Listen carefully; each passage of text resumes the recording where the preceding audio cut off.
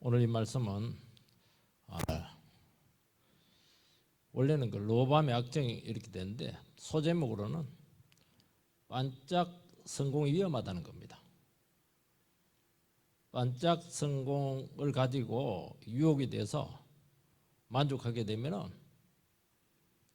지속성을 잃어버리게 되고 더 큰 실패를 겪게 된다는 것을 말씀하는 겁니다. 그것 딱 관계되는 사람이 오늘 남유다 솔로몬의 아들 르호보암 왕입니다. 우리가 신앙생활을 하다 보면은 시행착오를 할 수가 있습니다. 기억이 앞서기도 하고 혈기도 있기 때문에 무리하다가 크게 실패할 수가 있는 것입니다. 이때 이제 우리가 정신을 차리고 취약한 현실을 직시하고 신기일전하게 된다면은 얼마든지 다시 기회를 잡을 수가 있는 것입니다. 이때 우리는 이제 중심을 좀 잘 잡아야 됩니다. 어느 정도 신기일전에서 회복을 하게 되고 안도하게 되면은 반드시 그만하게 되고 일이 크게 잘못될 수 있다는 것을 이야기하는 것입니다. 남유다의 르호보암 왕은 이 솔로몬을 이어서 이제 왕이 되었습니다. 나이가 이제 부록의 나이인데 41세인데 과거에는 그 41세가 적은 나이가 아닙니다. 다윗이 30세거든요. 솔로몬은 20세의 왕이 됩니다. 오랫동안 기다렸는데 나이치고는 참 준비가 안 됐습니다. 자질이 많이 떨어진다는 것을 알 수가 있어요. 그 증거가 뭐냐니까 북쪽 10지파가 나라의 정체성을 두고 르호보암 왕에게 당신은 어떻게 나라를 다스릴 것인가 협상을 하게 되었을 때 그들을 품어야 되는데 도리어 강공책으로 나가는 바람에 마음이 나눠져 가지고 여로보암을 중심으로 해서 북쪽 이스라엘이 떨어져 나가게 되는 것입니다. 좀 쉽게 생각한가요? 굉장히 중요한 문제인데 실수한 것 치고는 너무너무 뼈아픈 이 결과를 맞이하게 된 것입니다. 그런데 이런 너무 치명적인 아픔을 이 사람이 겪고 난 후에 이때 정신을 딱 차리고 르호보암 왕이 신기일전합니다. 그래서 집권 초창기에는 아주 뛰어난 능력을 이 사람이 발휘를 합니다. 잘했죠. 국방도 튼튼히 하기도 하고 나라 내부적으로도 안정을 시키기도 하고 신앙적으로도 좀 많은 조치를 취하기도 하고 그런데 그게 얼마 가지 못했어요. 왜 얼마 가지 못했냐니까 이 사람의 중심이 문제였습니다. 여러분 결국에는 신앙이라고 하는 것은 이 중심의 문제입니다. 결국에는 자기 아버지처럼 많은 아내를 두게 되고 또 우상을 이 사람은 적극적으로 끌어들입니다. 그래서 아예 불순종의 길을 걷는 것을 알게 됩니다. 그래서 이런 사람의 스타일을 반짝하다가 끝났다는 겁니다. 신앙의 지속성의 문제고 이 진정성의 문제인데 이게 쉽지가 않아요. 이거는 진짜 하나님 앞에 중심이 분명해야 되는 것이고 이 부분에서 불분명하면은 반드시 반짝 성공으로 나중에 타락하게 되면은 상태가 훨씬 더 좋지 않습니다.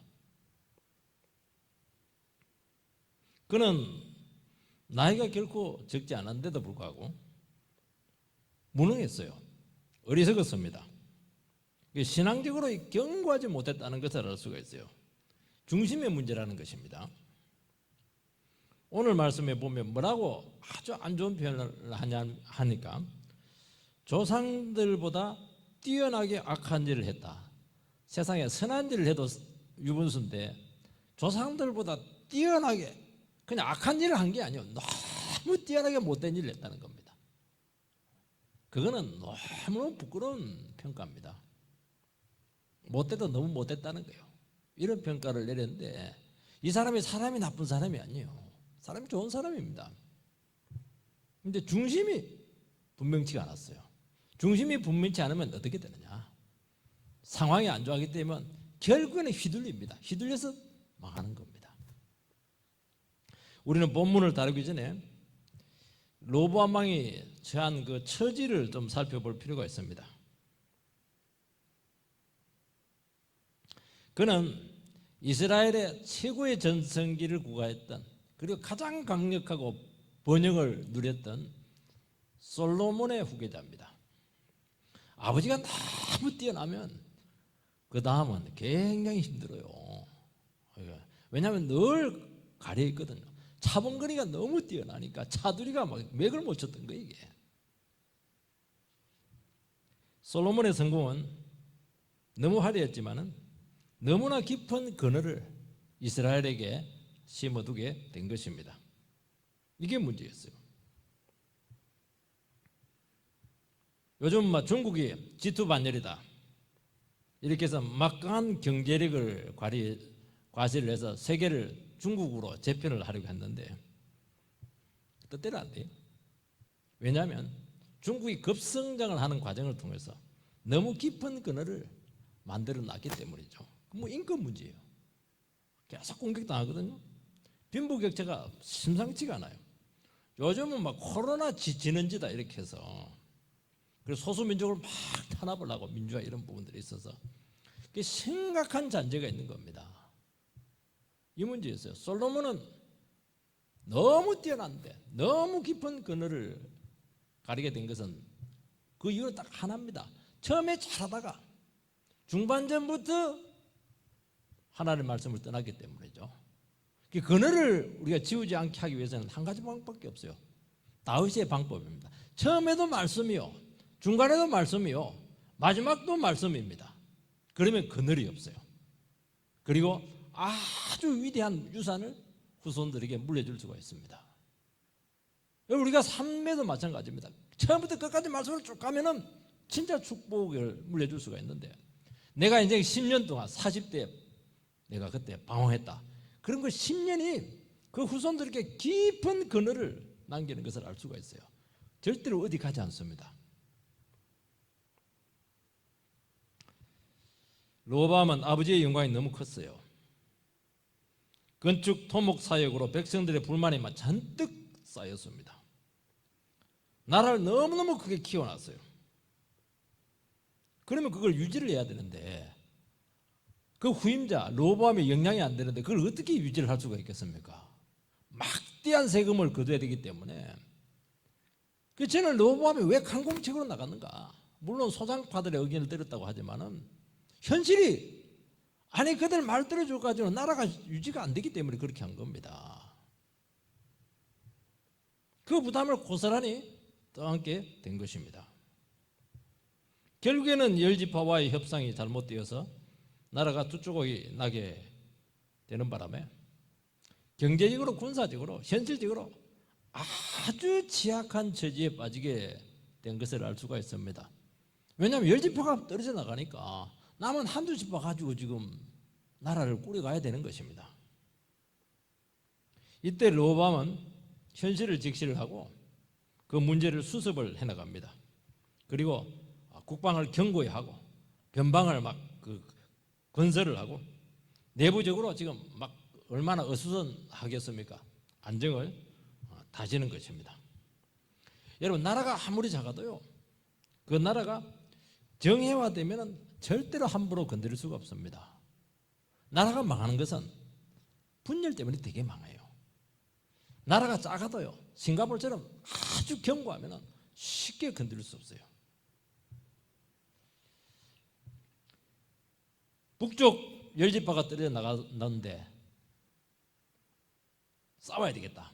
18만 명 군사를 모았는데 그때 스마야 선지자가 하지 마라.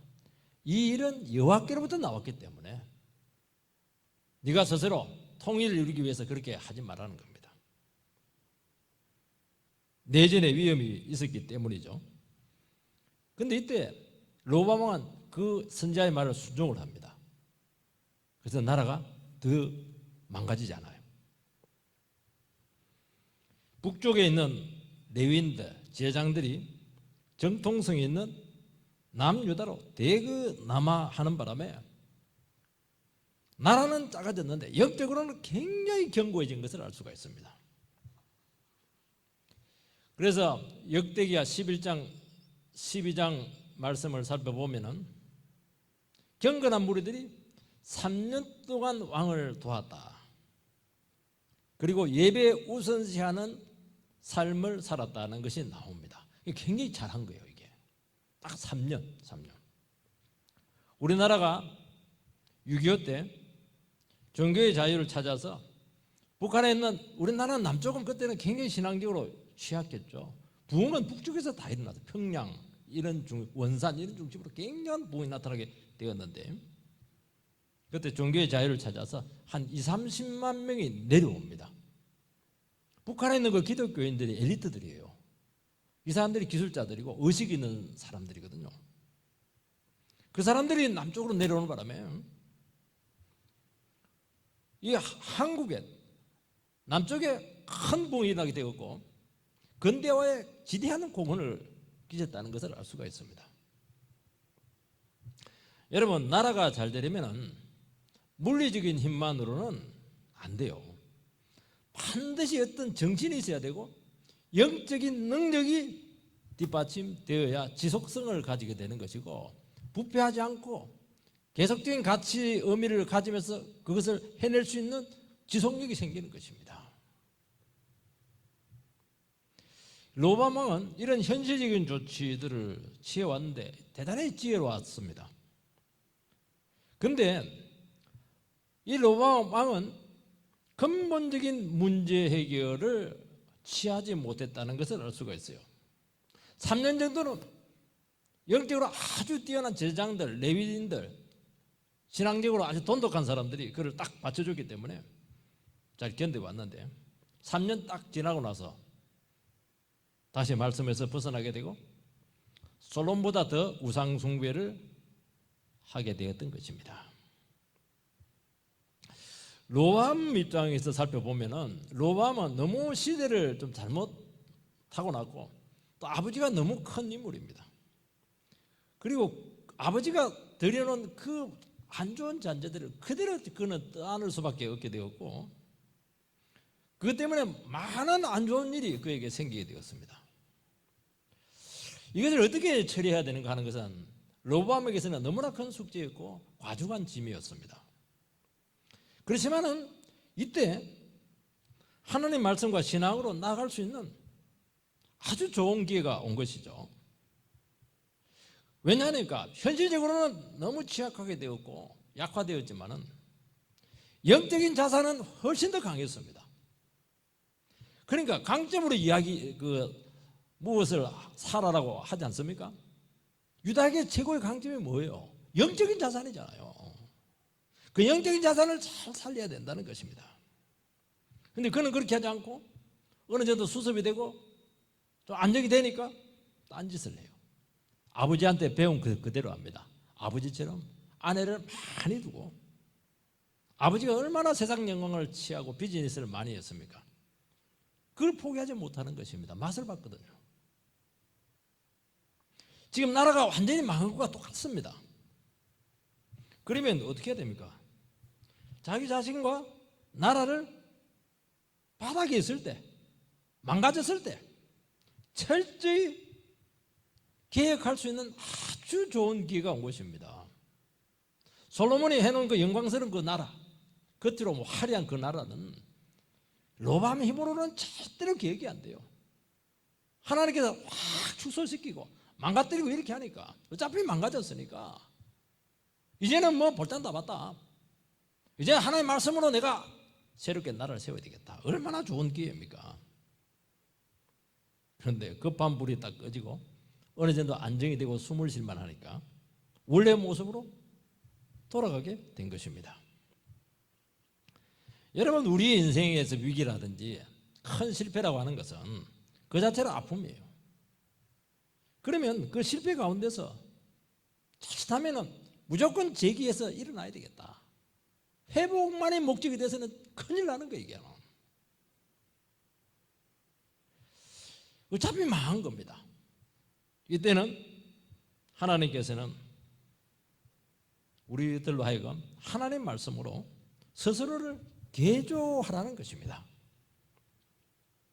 여러분, 실패의 자리에 있을 때 유일한 기회입니다.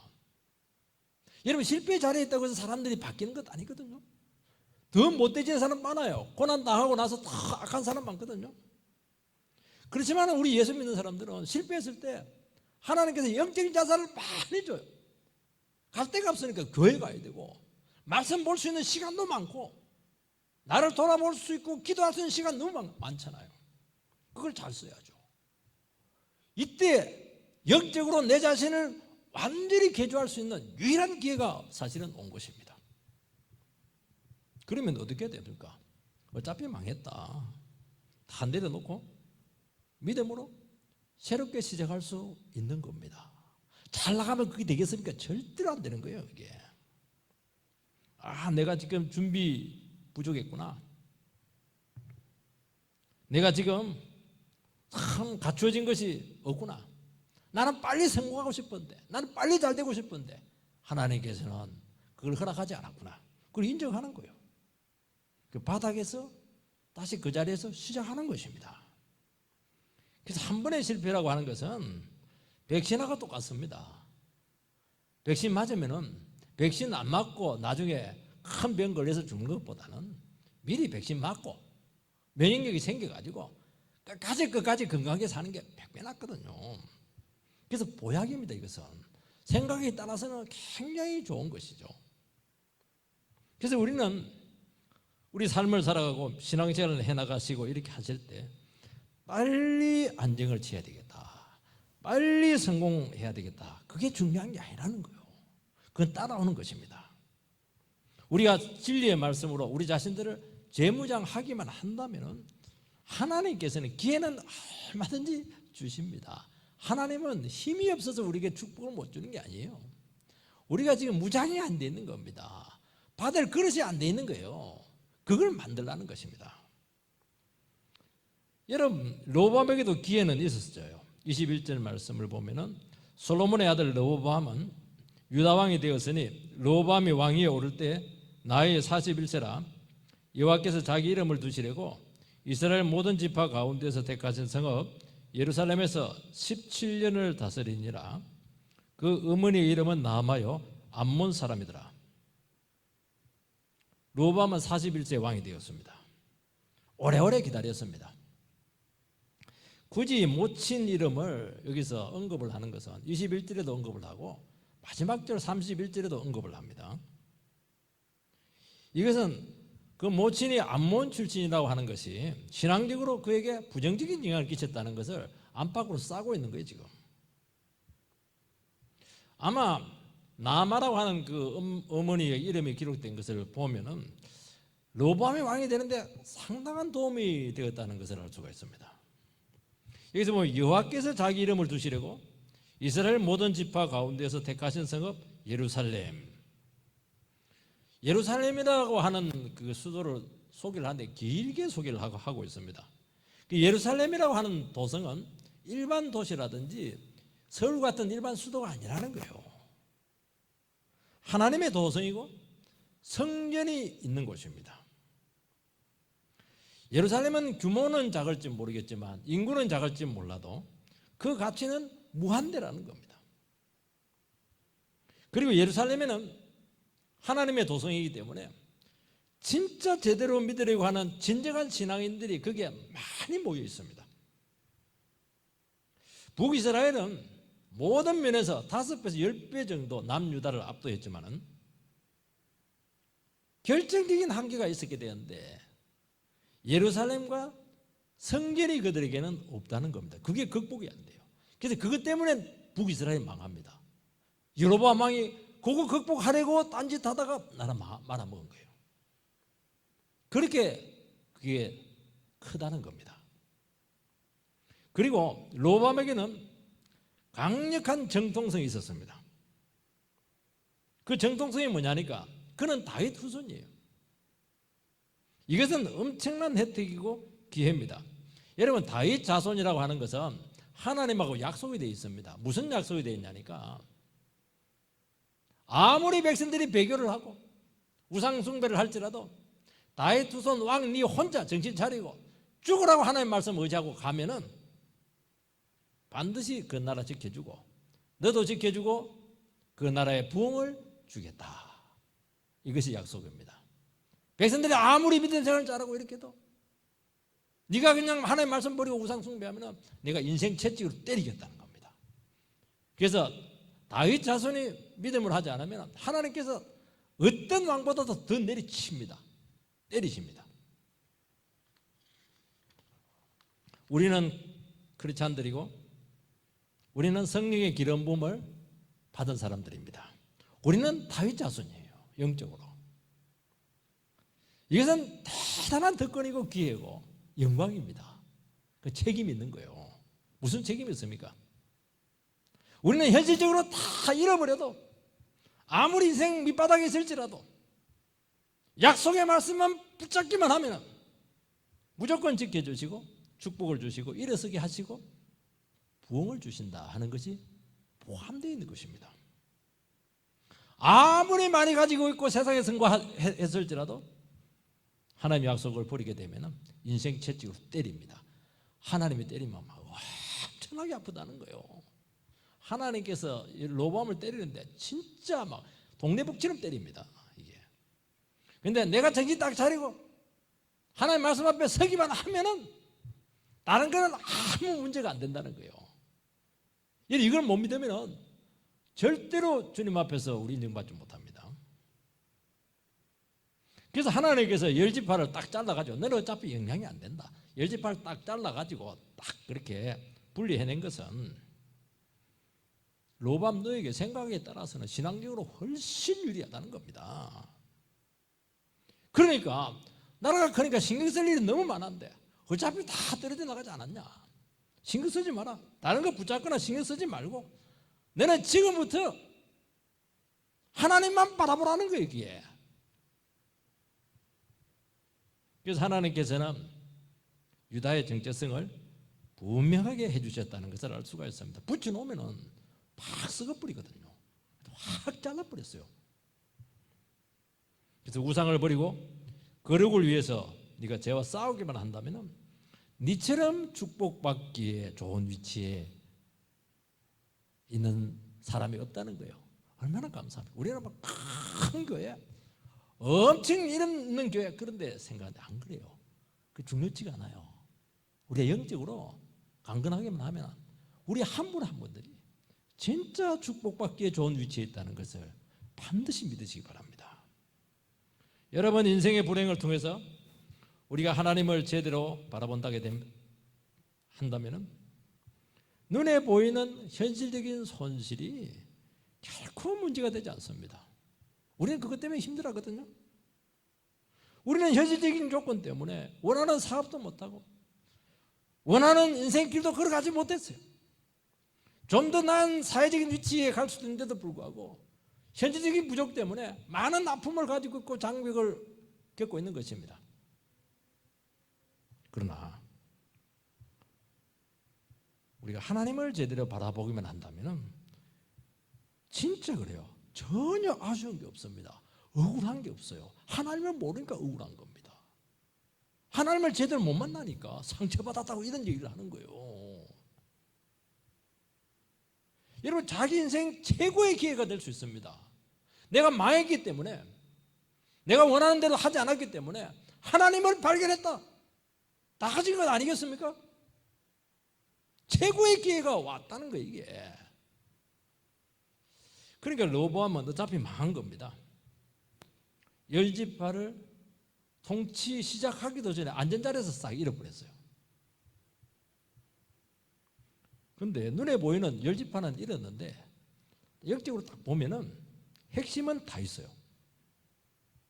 그런데 문제는 뭐냐니까 이 사람이 믿음이 없다 보니까 보는 눈이 없는 거예요. 하나님께서 남겨준 그 핵심, 예루살렘 성전 신앙인 한 사람 한 사람, 예수 믿는 사람 한 사람 한 사람, 그걸 볼 수 있는 가치를 가지지 못했다는 것입니다. 그래서 눈에 보이는 거 북쪽 따라가려고 하다가 그냥 다 놓치게 된 것입니다. 결국에는 이것이 보여주는 것이 뭐냐? 중심의 문제입니다. 여러분, 현실적인 것이 우리에게 시험이 되고 있고 우리의 마음을 다급하게 할 수가 있습니다. 현실적인 것이 얼마나 우리가 살아가는데 요긴합니까? 필요해요. 미래를 위해서도 갖추어 놔야 될 것입니다. 그러나 핵심 가치가 분명하면은 흔들리지만은 결국에는 중심을 잡아 나가게 된다는 것입니다. 우리가 평소에 믿음 생활하고 또 여러 가지 실패나 위기를 통해서 이 모든 상황들을 우리는 연단의 기회로 삼아야 되는 이유가 뭐냐니까, 어려움이 오고 실패가 오고 빼앗김이 있고 우리 인생에 좌절이 있고 이렇게 하는 것은 하나님께서 우리에게 한 가지 질문을 합니다. 내가 지금까지 믿음 생활을 해왔는데 눈에 보이는 것을 보고 왔느냐, 눈에 보이지 않는 하나님을 보고 왔느냐, 그 근본적인 질문을 하고 있는 거예요. 지금 세상 인정을 위해서 네가 지금까지 믿음 생활을 해왔는가, 아니면 진짜 생명의 말씀 하나 붙잡고 지금까지 왔는가, 거기에 대한 질문을 하고 있는 거예요. 그거는 무엇을 이야기하느냐, 너의 중심이 어디에 있는가, 하나님이냐 재물이냐, 두 가지는 안 된다는 거예요. 둘 중에 하나를 네가 분명히 하라는 겁니다. 그 질문을 우리에게 하고 있다는 거예요. 지금 여러분, 일단 우리가 어느 위치에 있게 되고 영향력 있는 어떤 그런 포지션에 어떤 수준에 올라가게 되면은 그때는 자기를 볼 수가 없습니다. 그리고 자기를 바꿀 수가 없습니다. 지금 여지가 없어요. 아무도 알아주지 않아요. 얼마나 좋아요? 나라가 작아졌으니까 관심이 없어요. 사람들이 얼마나 좋아요. 마음껏 하나님 말씀 가지고 마음껏 하나님을 찬양하고 마음껏 믿음으로 반응할 수 있는 기회가 오지 않았겠습니까? 자기를 내려놓는 거예요. 하나님은 자기를 계속 겸손하게 낮추는 겁니다. 얼마나 좋아요. 부끄러울 게 뭐가 있습니까? 여러분, 우리가 하나님 말씀으로 우리 자신들을 다스려내지 못하면은 그 사람은 올라가면 올라갈수록 위험한 거예요. 영향력 위치에 있으면 있을수록 위험한 겁니다. 왜냐하면 빨리 변질이 오기 때문에 그렇다는 거예요. 여러분, 하나님 말씀 안에 우리 자신들의 기질과 탐욕과 교만과 어떤 유혹을 통제해내지 못하게 된다면 그것은 절대로 바람직하지 못하다는 것을 말씀하고 있는 거예요. 여러분, 기회를 놓쳤어요. 어떻게 되었습니까? 22절에서 24절, 유다가 하나님 보시기에 악을 행하되 그의 조상들이 행한 모든 일보다 뛰어나게 하여 그 범한 죄로 여호와를 노엽게 하였으니 이는 그들도 산 위에와 모든 푸른 나무 아래에 산당과 우상과 아세라상을 세웠습니다. 그 땅에 또 남색하는 자가 있었고 여호와께서 이스라엘 자손 앞에서 쫓아내신 국민의 모든 가증한 일을 무리가 본받아 행하였더라. 로보암 왕은 절박할 때는 하나님께 매달렸는데 어느 정도 안정이 되고 힘이 생기니까 하나님의 말씀을 버렸다는 것입니다. 로보암은 악을 행하는데 조상들보다 뛰어났다. 뛰어났다는 말을 여기에 표현하면 안 되는데요, 못된 짓 하는데 그 뛰어나서야 되겠습니까? 그래서 이것을 저는 다른 식으로 좀 번역을 하고 싶은데요, 교묘했다는 겁니다. 악을 행하는 사람들은 특히 머리가 좋아가지고요 굉장히 교묘하게 악을 합니다. 특히 신앙이 있고 이렇게 할 때는요, 선한 일에 뛰어나야 되는데 악을 행하는데 조상들보다 뛰어났다고 굳이 밝힐 정도니까 그 정도가 얼마나 심각했는가 하는 것을 우리는 짐작을 해야 된다는 것입니다.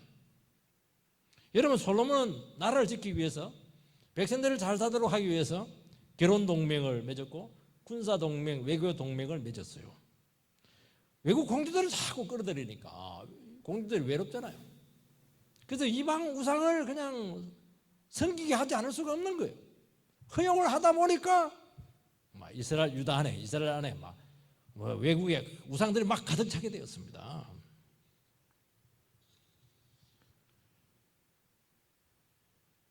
근데 로보암은 거기서 더 나갔다는 거예요. 솔로몬은 그래도 명분이라도 있습니다. 나라를 지키기 위해서, 그리고 국방을 튼튼하게 하기 위해서 그렇게 했다는 거예요. 근데 로밤은 그런 명분도 없어요. 원하는 대로 전부 다 우상을 다 끌어들여서 나라에 퍼뜨렸다는 것입니다. 그 이유가 무엇이죠? 백성들이 원하기 때문이에요. 인간 욕구를 채워줄 수 있는 것은 우상밖에 없습니다. 하나님의 말씀은 욕구를 자꾸 죽이거든요. 이것도 하지 말라고 그러고 저것도 하지 말라고 그러고, 하나님 이 사업을 해볼까요? 기도해봐. 욕심 있는 거야. 욕심 없어질 때까지 허락을 안 하거든요. 우상은 그게 없어요. 우상은 마음껏 해라. 마음껏 네 원하는 대로 다 해라. 그게 우상이잖아요. 그러니까 우리는 이스라엘 백성들이, 유다 백성들이 우상을 섬겼다 이렇게 하는데, 어떻게 그 나무 막대기에 우상을 섬기냐? 그게 아니라니까요. 이거는 삶의 가치관의 문제라는 거예요. 가치관을 말씀하고 있는 겁니다. 하나님은 하나님 말씀대로 하라고 이렇게 하니까 막 걸리는 게 너무 많아요. 이거는 죄고, 저거는 위험하고, 저거는 유혹이고, 자꾸 이렇게 나가니까 열심히 해도 안 되는데 자꾸 태클을 거니까 되는 게 없는 겁니다. 이게 우상으로 가는 게 우상. 결국에는 이게 어디까지 가냐니까 국가 시책으로 우상 숭배를 하게 되는데, 국가 시책이 되었다고 하는 것은 뭐냐? 국가 재정 지원이 들어갔다는 겁니다. 돈이 따라가는 거예요.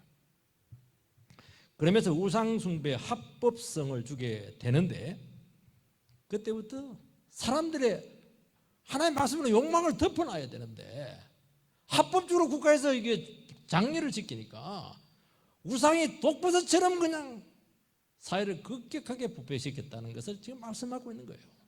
이게 너무 조상들보다 악이 뛰어났다는 그 평가를 내린 이유라는 겁니다.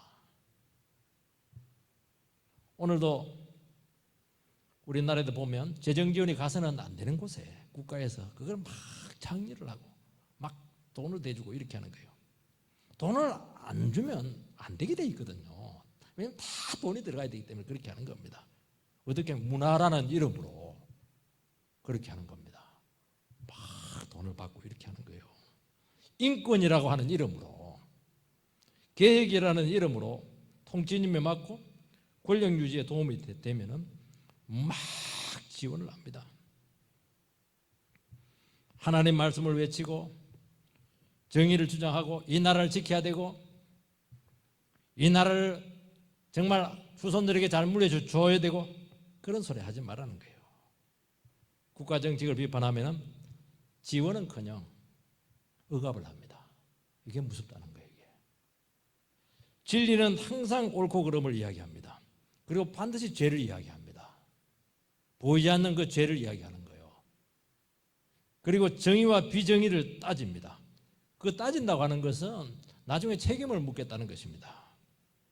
그게 통치에 부담이 생기는 것이죠. 그래서 말을 못하게 하는 겁니다.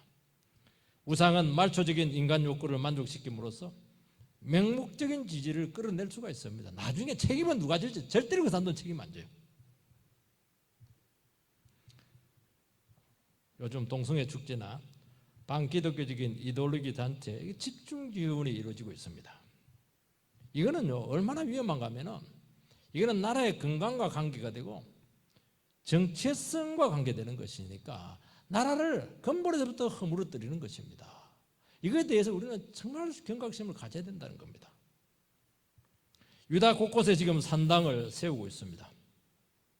이번 남색하는 자가 나오는데, 남색하는 자가 뭡니까? 게이들 아니에요? 동성애자들이잖아요. 바알 신전 앞에서 합법적으로 매춘 행위를 하고 있는 거예요 지금. 왜요? 신 앞에서 적극적으로 관계를 하면은 비도 내려주고 풍년도 주고 애도 많이 놓게 하겠다는 거 아니겠습니까? 얼마나 그럴듯합니까? 사람들이 거기서 막 매력을 느낍니다. 유혹적이죠. 굉장히 자극적입니다. 여러분, 종교는 유혹적이면 안 돼요. 자극적이면 안 됩니다. 저는요 기독교가 말씀해 주고 있는 게 너무너무 감사합니다. 여러분, 말씀해가지고 사람이 바뀌기 힘들잖아요. 자꾸 종교가 자극적이 되고 엑스타일 상태로 사람들을 만들고 유혹을 하고, 아니라는 거예요. 이거는 여러분, 동성애도 인권 차원에서 배려해야 된다고 사람들은 많은 말을 합니다. 여러분, 인권 전에 죄를 먼저 이야기를 해야 되는 것입니다. 그렇게 이야기하는 이유는 왜 그러냐니까, 기독교적인 사회적 가치 기준을 무너뜨려야 악한 자들이 마음껏 활동을 할 수 있는 공간이 생기는 것이고, 마귀가 자기 세상을 만드는 방식입니다. 그래서 세상에 없는 개념들을 자꾸 만들어내요. 성적 감수성이라는 둥, 성적 자결권이라는 둥, 세상에 듣도 보지 못한 그런 말들을 자꾸 만들어내는 건 뭐냐니까, 기독교적인 가치를 자꾸 무너뜨리는 거예요. 왜냐하면 이게 부담되잖아요. 이게 자꾸 죄라고 얘기하니까. 그리고 이거 지옥 간다고 얘기를 하니까요. 그렇게 하는 거예요. 그러면서 하나님 중심 사회를, 하나님 나라를 계속 무너지게 하고 있는 것인데, 우리가 여기서 정말 정신을 제대로 찾지 못하면은 본물 터지듯이 르호보암이 했던 것처럼 나라 전체를 산다고로 전부 다 뒤덮게 된다고 말씀하고 있는 것입니다.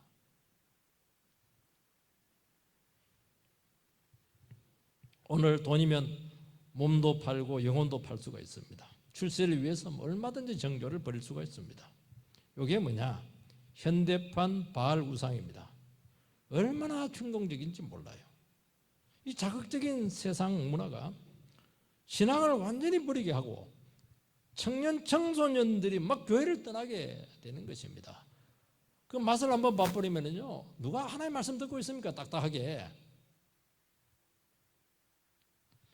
하나님 말씀이 뭐가 중요해요? 아이돌 우상이고 그들이 모델이죠. 여러분, 오늘 싸워야 될 대상은 바로 이겁니다. 르호보암이 권장했던 그 우상 숭배 정책, 적극적인 그 우상 숭배 정책이 지금 전 나라를 지금 뒤덮고 있는 거예요. 교회도 그거 따라가고 있는 거예요. 교회도 막 세상 욕심을 막 끌어들이고 있는 거예요. 여러분, 우리가 이 시간 우리 지도자들부터 우리 성도님 한 분 한 분들께서 정말 우리가 하나님 말씀의 능력을 믿고 있는가, 여기에 대해서 주님께서는 지금 말씀하고 있는 것입니다. 하나님 말씀으로 우리가 세상 우상을 이길 수가 있습니까? 세상의 그 사상들을 이길 수가 있겠습니까? 마귀적인 그 온갖 그 차별 금지법이라는 등 온갖 거 다 이길 수가 있겠습니까? 이 문제라는 거예요. 지금 제약과 우상의 본물 터지듯이 지금 세상을 뒤덮고 있다는 것입니다. 왕이 율법을 버리고 우상을 허용했을 때, 그때부터 이제 백성들은 드러내놓고 죄를 짓고 있습니다. 뭐라고 되어 있냐니까, 여호와께서 이스라엘 자손 앞에서 쫓아내신 국민의 모든 가증한 일을 무리가 본받아 행하였더라. 여기 이스라엘 백성들, 유다 백성들, 이 사람들을 백성이라고 하지 않아요. 무리들이다, 그렇게 하는 겁니다. 얼마나 위상이 떨어졌어요. 하나님의 자녀들 그 소리 안 합니다. 국민이라는 소리도 안 해요. 무리들이다. 공개적으로 우상을 끌어들여서 섬겼기 때문이죠. 왜 이 사람들이 이렇게 공개적으로 끌어들였냐 하니까, 우상 문화 중에서 매력적인 것들이 너무 많거든요. 바알 우상 배울 게 너무 많아요. 여러분, 이스라엘 부패의 1차적인 원인자는 왕 르호보암이었습니다. 여러분, 이게 이해가 안 되는 겁니다. 북이스라엘이라면 이해가 돼요. 거기 예루살렘이 있습니까? 성전이 있습니까? 제대로 된 신앙인들이 있고 제장들이 있습니까? 다 있는데 남유다가 이렇게 더 부패를 하게 된 것입니다. 그러니까 한 지도자의 그 정신이라고 하는 것이 얼마나 나라를 말아먹을 수 있는가. 아무리 신앙적인 유산 좋아도요, 지도자 한 사람이 엉뚱한 생각을 해버리면 말아먹는 것은 한순간이다고 말씀하고 있는 거예요. 지금 그 이유가 무엇이냐? 그 신앙의 문제라는 겁니다. 그의 무능력과 부모의 불신앙적인 영향 때문이라고 말씀하고 있는 거예요. 여러분, 능력이 부족해도 영적으로 살아있으면 가망성이 있습니다. 근데 이 사람은 무능한데 신앙마저 없으니 이게 참 대책이 없는 것입니다. 아니, 좀 무능한 건 어떻게 하겠습니까? 신앙이라도 좀 괜찮잖아요. 여러분, 왕의 모친이 지금 암몬 여성입니다. 이 신앙인이 아닙니다. 솔로몬이 왜 이렇게 기준이 떨어졌는지 몰라요. 아가서를 쓰면서 그냥 이스라엘의 왕비는 얼굴은 검으나 아름다우니, 얼굴이 왜 검습니까? 열심히 일하니까 건강한 여성이잖아요. 얼굴 타가지고.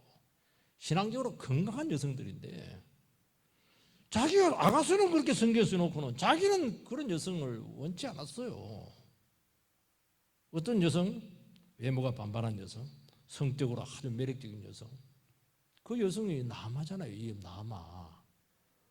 아내를 좋아하니까 그 자식을 왕으로 세우는 거예요.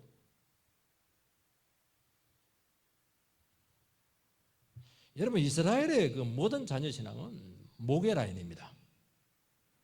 이스라엘은 특징이 하나가 있습니다. 아버지가 이스라엘 사람일지라도 어머니가 이방 여자면은 그 사람은 이스라엘 라인이 아니에요. 아버지가 이방 라인일지라도 어머니가 이스라엘 여자면은 이스라엘 라인으로 취급을 합니다. 그건 왜 그러냐니까 영적인 질서 때문에 그렇게 하는 것입니다. 모든 자녀들의 영적인 라인은 모계를 통해서 온다는 것이고, 예를 신약에 보면 디모데 같은 경우에 보면은 외조모가 유대인이에요. 어머니가 유대인인데 아버지는 그리스 사람입니다. 그래도 아주 신앙이 좋지 않습니까? 어릴 때 영적 감수성이 만들어지게 되는데 이것은 평생을 간다는 것입니다. 모세가 40세에 회심을 하게 되는데 왜 회심을 합니까? 그가 어머니로부터 젖먹이 있는 한 몇 년 동안 그 영적인 어릴 때 그 무슨 그 신앙교육을 할 수가 있겠어요. 그렇지만 그때 어머니 요구하시면 목숨 걸고 모세에게 듣든 못하든 신앙을 가르친 것입니다. 딱 40이 되니까 회심을 딱 해내게 되고 결국에는 모세 한 사람이 돌아오니까 이스라엘 전체를 구원을 해내는 것입니다. 여러분, 한나가 나이가 저때기까지 그를 데리고 있다가 그때 성전이 뭐 영적으로 분위기가 좋지 않잖아요. 엘리 제사장이 있고 홈리와 비나스가 있는데 불의가 자행되고 있는데 어릴 때 한나가 확실하게 그를 영적으로 만들어 놓았기 때문에 그가 가서도 지켜내요. 그래서 두 왕에게 기름을 붓고 이스라엘을 세운 아주 위대한 선지자가 되지 않았겠습니까? 여러분, 고난의 시대에는 하나님 말씀과 눈물의 기도로 양육한 그 어머니들의 신앙에 의해서 나라가 유지가 되는 것입니다. 어릴 때 보면요, 교회 중심으로 오며 가며 듣고 영향을 받는 것이 참 중요합니다. 여러분, 콩나물 이렇게 우리가 키울 때 보면은 시루에 뭐 물을 주면 바로 물이 빠져버려요. 근데 나중에 보면은 콩나물이 이렇게 막 자라 있습니다. 어릴 때 안 듣는 것 같아요. 송기의 경입기 같습니다.